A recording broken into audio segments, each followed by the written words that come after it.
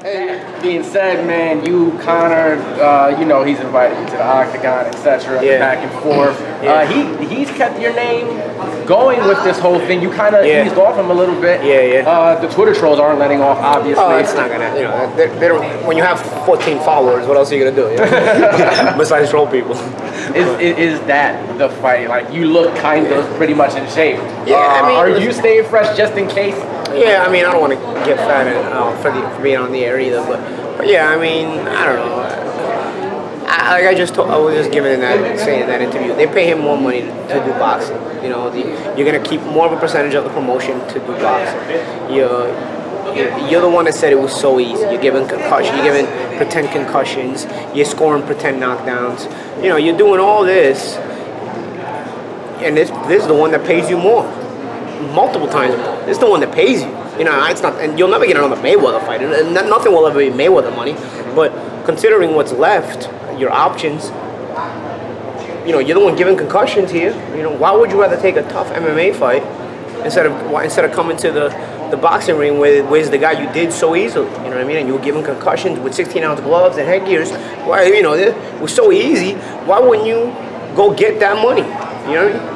Some pussy, man. You're on the record. You said you stop him. Absolutely. You stopped him in a boxing match. I would have stopped him that day if I was in shape. If I was in shape, I had to ease off him. I was tired. And then the last 2 rounds, he actually won.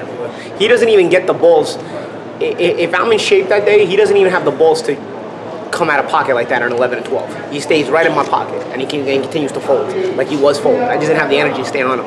He would have got stopped that day in the gym. And that's what 16-ounce gloves and headgear. Not because I hit so hard or anything. You know, punches are punches, though. And when you got no balls, you don't like getting beat up. You know what I mean? Because you still got to spend a certain amount of time in the ring to not get stopped. You still have to get the distance and not get stopped. So, you know, of course I stop him. 8-ounce gloves, no headgears. Forget about the fact that obviously the punches hurt more and you're going to do more damage and whatnot. It's also, you know, the assault. It's going to be an assault. And he doesn't like to be assaulted. He has no balls. So you went on record calling him a pussy. Can you just kind of elaborate on that? I mean, what is it? He won't take an actual boxing match. What is a pussy? What is your definition of a pussy? It's pretty relevant, right? I mean, listen, it's like he's the one that did all the talking, not me. You know, I did all the talking after I had to defend myself. And at that point, if you're a man, you got to stand. I don't know, man. This is the way where I come from. You know, I'm sure if any of you guys were raised in a place where men had to be men. You know, you back up your word, especially when it's being questioned. You back up your word. You back up what you say. You put actions behind your words. And definitely, you don't lie. And if you don't think you're lying, and people think you're lying, then you go out and prove it. You know, especially when they're going to pay you what they're going to pay you for fighting me, which they're going to pay you more than for fighting any other MMA fight. You know, so again, I mean, common sense will win here if you use common sense. You know, he's giving concussions, pretend concussions. He's scoring pretend knockdowns. He's winning pretend rounds. Against a guy who they're going to pay him multiple times more than they'll pay him against any other MMA fighter that he's going to have to fight. And he's not going to do it, and he's going to tell me he'd rather go to into MMA. He's going to try to call me out into MMA. Bro, there's no Ali Act in MMA. How would you rather get ass raped by Dana White the way he ass rapes you? Because we know you didn't even keep anywhere near the 100 million, okay? How would you rather get ass raped by Dana with no Ali Act in the octagon instead of coming to boxing and fighting me and keeping at least a better percentage of your money? You know what I'm saying? Like, I find that it baffles me. If you're the one who got the better of everything and you're the one who's giving all these pretend concussions and pretend knockdowns and whatnot, I mean, I don't know. It would be like common sense to me. You know what I mean?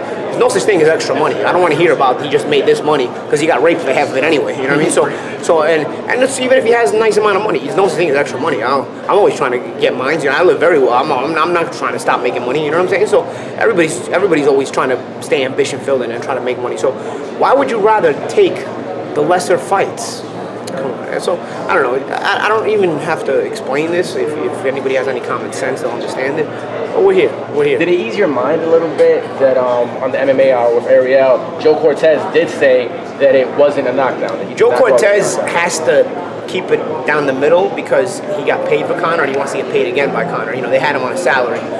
Joe Cortez has to stop short of saying Paulie beat the fuck out of the guy. You know what I mean? But otherwise, he'll never get hired by him again. You know what I'm saying? So Joe Cortez wants to give you enough to say, listen, it wasn't what Conor said, but Joe Cortez also can't say, Paulie beat the life out of him either. You know what I'm saying? Because as long as I had my win there, I was beating on him. You know what I mean? The guy, it wasn't even hard. It was. I was surprised when I got to like 8, 9, and 10. You know what I mean? Because I was expecting I didn't even be able to do the rounds. You know what I mean? It was that easy.